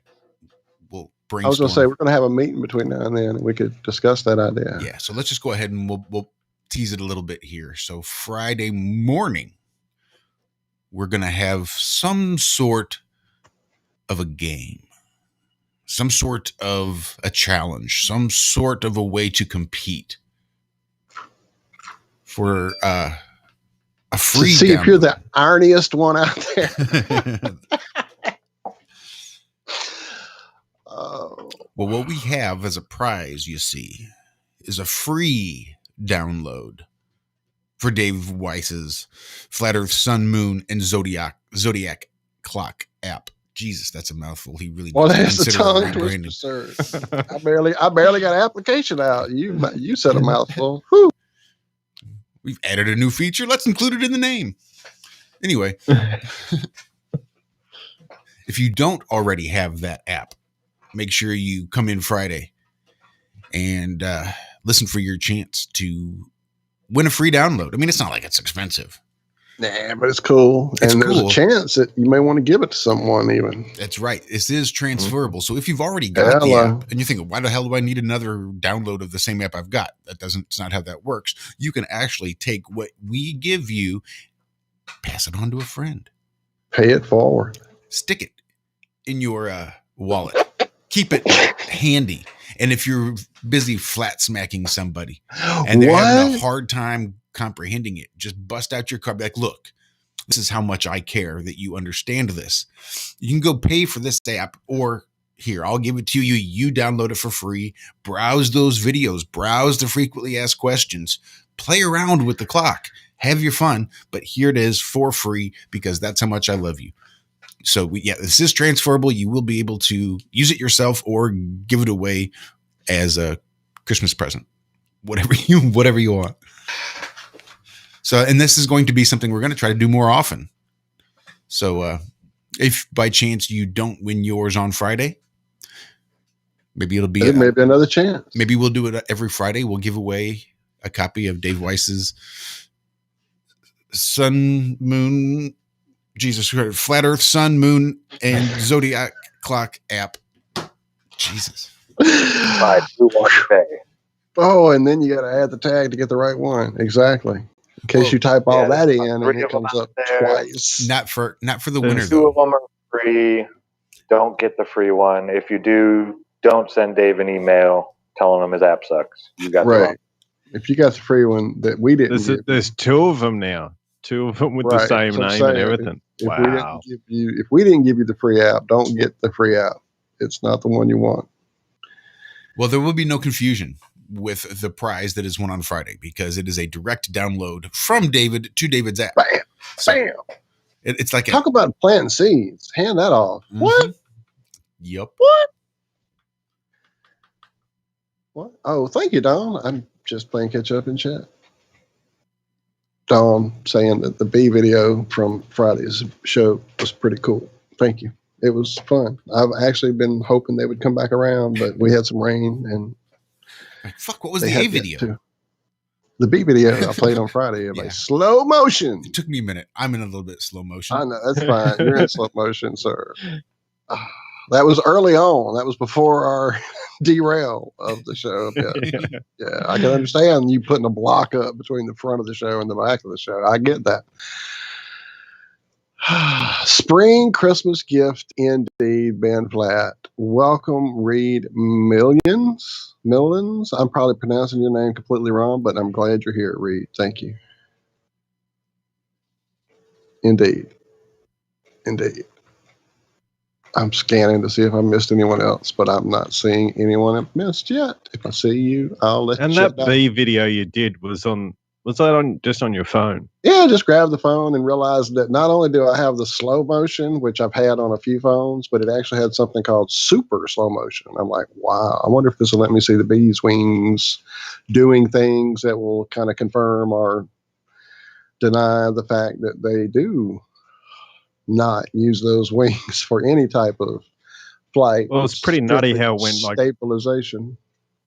It just went pretty much vertical in the air, didn't it? I know, it was just like straight up, and then you could see when it was stopping how it was doing that little forward backward, like paddling almost. Yeah, it was pretty cool. It was, and then I had not even seen it until the show up on a big screen, on the computer screen. I'd only been watching it on the phone trying to figure out, because I had a few, like I said, that I was catching it at the grass level or up in the sky. In both those regions, you could not see the wings hardly at all. But that, against that white background of that house there, it definitely pops really nicely. And then again, I found one where they meet up, but it's in the sky, so you really can't see the wings, but it's still kind of cool to see. I think that was just a regular slow motion one, though. But I'll share it with you guys on Friday if you'd like. We'll have a B segment. How did you feel after you were done there, Walt? It was awesome to be out there. Observing nature. Oh, dude, that was like way better than sitting around in the house, or it's almost as good as playing my guitar. I'll say that. How about that? Yeah, I was watching 2 blue jays yesterday work on their nest. They're way up in these pine trees. These are like 100-foot tall pine trees in the backyard. There's 3 really tall ones. Well, I don't want to be mean. We'll say 4 really tall ones. The one gets the other one get there. You're told to. You're told to. Yeah. So 4 really tall. Some of them are like 110 feet easy. And these blue jays are building their nest up there, and they're coming down to my compost pile and grabbing the little pine needles that are in there. They're really helping me because I don't want too many pine needles in there. I usually pull them out myself. But it was just so amazing watching these 2 soulmates building their home together. It was, I just felt amazing. Afterwards, you almost when you make that connection with nature, and it's not so much empathy. I don't feel sorry for them. I'm not feeling their pain. I'm feeling their joy. Right. Well, I felt that watching those bees. Exactly, sir. Especially realizing that they weren't just flying around collecting nectar. That, hey, it is springtime. There's a reason you talk about the birds and the bees. Yeah. And sure enough, they would meet up in the air and then they'd go their separate ways. And I thought, wow, that'd be pretty amazing. Aerial sex. That'd be pretty amazing. Get some ropes and swings. Like I said, there's a swing for that. Right. Yeah. I'm familiar. I mean, what happened to? There's always the vomit comment. Where's Stephen Hawking? NASA would get more views like that, wouldn't they? I knew it. I knew it. You sly dog. Shh, don't get us kicked off the air. That's why he had that big grin on his face while he was up there. Right. Wouldn't you have been great? Right. All right, Steven. This is we're on a show. We can't just talk like that. You got to keep it a little.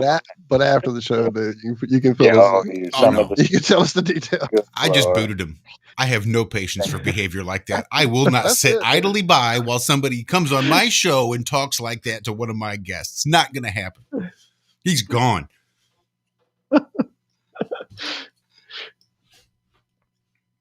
Oh, shit. And we've come full circle. Well, I pretty much have, yeah. That was it. Thanks, Stephen. Finish it off. Not literally. Drink your milk. Eat your watermelons. Oh, Clarabelle. Anyway, go. What are we doing here? Just derailing this thing completely. Now I saw something, and I think I dropped it in a space elevator. All right, I think this guy's from Harvard, folks, saying that the space elevator is right around the corner. We have the means to build it right now. Yeah, is this elevator to space. Is this the one from here to the moon, or is this the one that just is like swinging a rope out into space and you just? Yeah, this is just the rope one. Yeah. Okay. Cool. Okay. Now, what is this idiot's name? Go grab a rope. Go grab a rock. Tie that rock to that rope. Swing it around over your head. Go running around in circles outside in your yard. And let's talk about your fucking elevator. York University. Sorry, not Harvard. York University. Yeah. George? Well, if it's spinning at the equator at 1,000 miles per hour. You got a rope. Tensile strength we would have with our... Yeah, all right. How fast? That is pretty funny. How fast is the end of the rope going?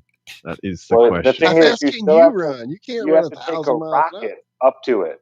No, it's not on the ground. You take a rocket up to it, and it's like in low Earth orbit. So let me get this straight. straight. Stuff on it, and then it goes up to high Earth orbit. Get the it's just floating out there. Just a big, it's cool. So it just brings up that the idea of the old cartoons where they like climbed up the rope. The old rope trick, right? They get to the get to the end of there's like nothing there. What were you saying, Josh? So they want to take a rocket. Yeah. To the bottom of the elevator, mm-hmm. and then use 150-year-old technology to get you to the top of the elevator. They're going to rocket you just to ride an elevator. Is that the way I understand it? Rather than rocketing you up to where the top of the elevator goes. Otis involved? I just need to see some OSHA specs or something here. Well, there's a counterweight, so it counteracts gravity. So as one's going down, one's going up. Oh, it's a pulley system. Oh, wait. Is this like that King Kong Godzilla gravity thing that? It could be, yeah. Oh, sorry. It's like a clothesline. Gotcha. It's like a Jello pull, and then you flip backwards and go the other way, and then the mountain has it. Upside. A big balloon and a rope. Done. Yeah, exactly. But we're going to have a pulley system on it with a counterweight, so it'll be easier for the balloon. So when you're loading stuff on there, no, that still doesn't make sense. No. That's just even more weight. That's stupid. That is just stupid. Because it's going to weigh twice as much. Because the elevator's too heavy. You have to add a counterweight. Yeah. Which now makes the whole thing twice as heavy. What's going to keep this thing in low Earth orbit, by the way? And upper Earth orbit. It's going to be in both. Gravity. Right. The sun's pull, don't you know? Oh, my goodness. I saw a story that astronomers have found the safest place in the universe.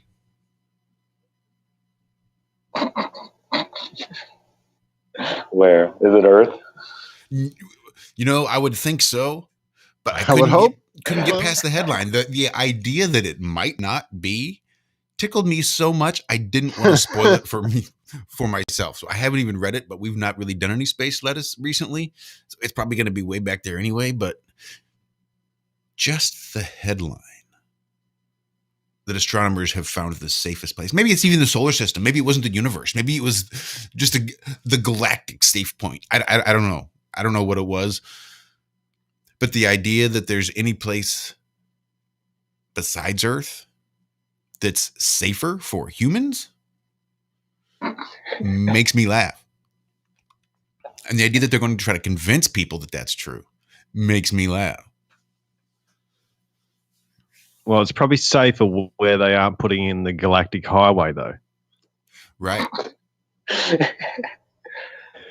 It's been up on the boards for years. It's not our fault. You never took the time to go down there and look at it. Everybody down. Collective scream. Yeah. Yeah. While I'm out working in the garden today, I'm going to listen to Hitchhiker's Guide to the Galaxy. That is a funny movie. Yeah. You know, so long. And thanks for all the fish.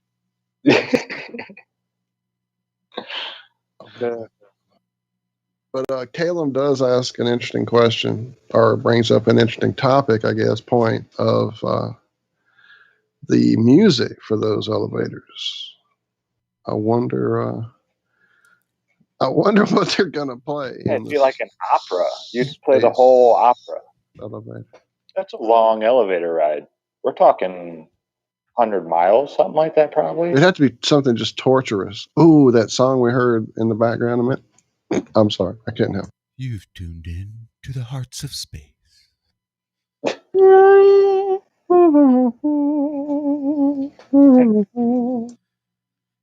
All right, I think I found it. Live science. Astronomers find the safest place to live in the Milky Way. Astronomers have searched the entire Milky Way to identify the safest places to live. It turns out we're in a pretty good spot. But if the past year has made you feel ready to relocate to another planet, you might want to look toward the center of the galaxy, according to new research. Interesting. The new findings were made by a group of Italian astronomers who studied locations where powerful cosmic explosions may have killed off life.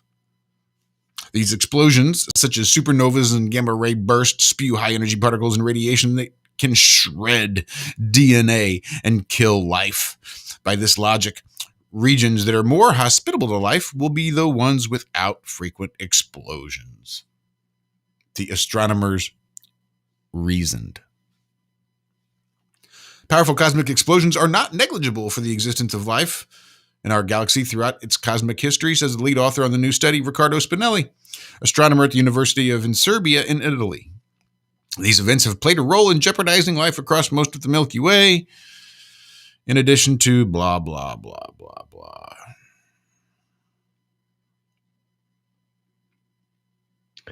So, explosions bad for life. Apparently. That's what I got out of that. Right. Except for the first one. The first one was good, but after that, then shit started falling apart. Yeah, only the life-destroying explosions, the life-creating explosions are okay. So wait, are we in the best place then? I don't think so. Is there a better place? I thought we were on one of the arms of the galaxy. Spiral. Yeah, but that was before the Mandela effect, right? Where they moved us. And now it's got in our galaxy. The galaxy ripples like a pond that just got struck by a stone. It's not like just flat. It's got waves too. So you could actually extend it out longer. It's 20% bigger, I think. If you were to flatten it out all the way and get rid of all those ripples. All nonsense, of course, but it's pretty to look at when I close my eyes and picture it.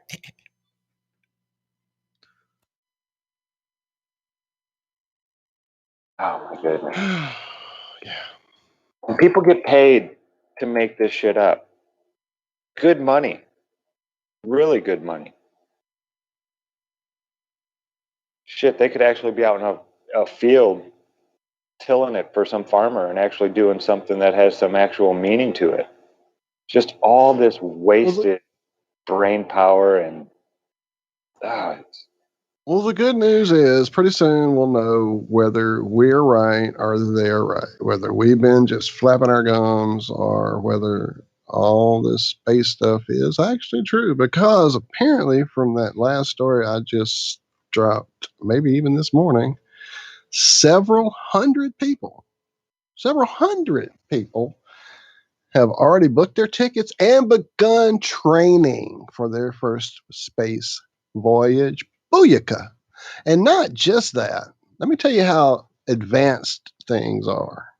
Back in the day, it would take you at least 2 years of training, and that's with a background in military aircraft or some kind of technical skill set. To become an astronaut certainly takes some training, right? Bam, 2 days. Boom.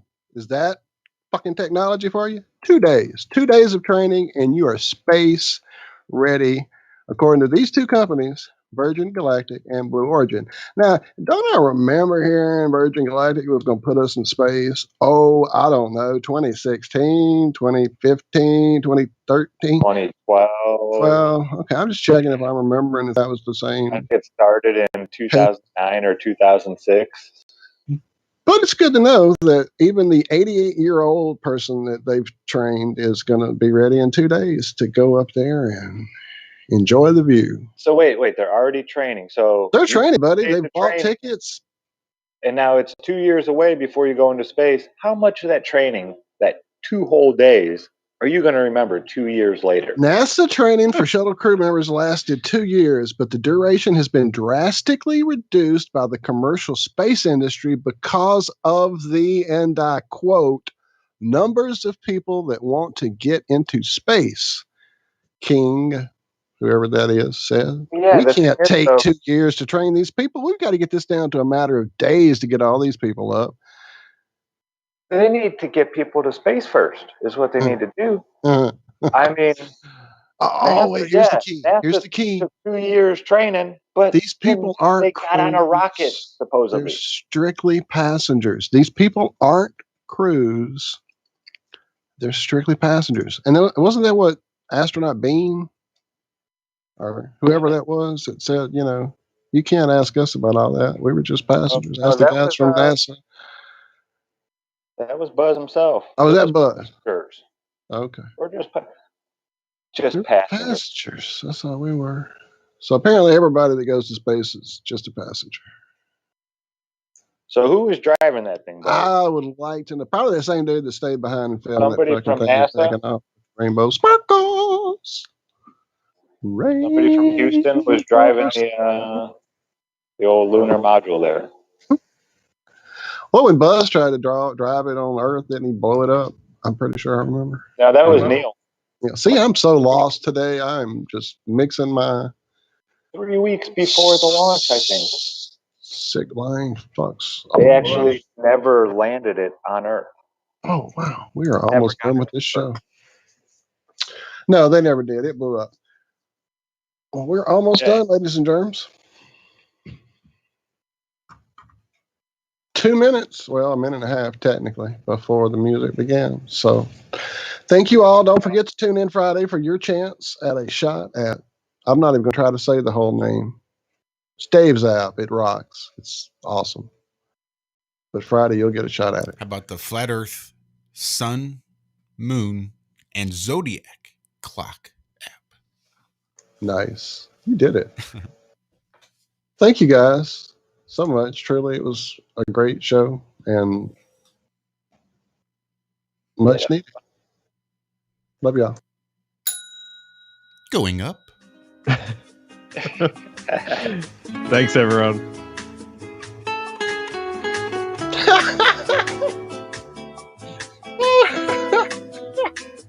I've already got the album cover pulled up for the show pick. Shout out, Kayla.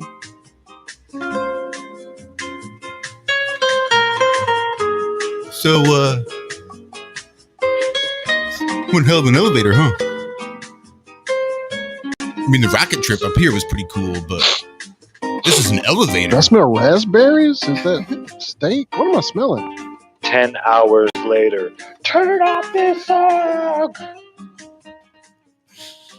All right, everybody. Just change the channel, please. Love y'all. All right, everybody, make sure you tune in Friday as we give away a free Flat Earth, Sun, Moon, and Zodiac Clock app. In some way. I'm not sure how. We'll figure it out. Anyway, I love you guys. Be good, be well. Enjoy the rest of your week. Bye-bye.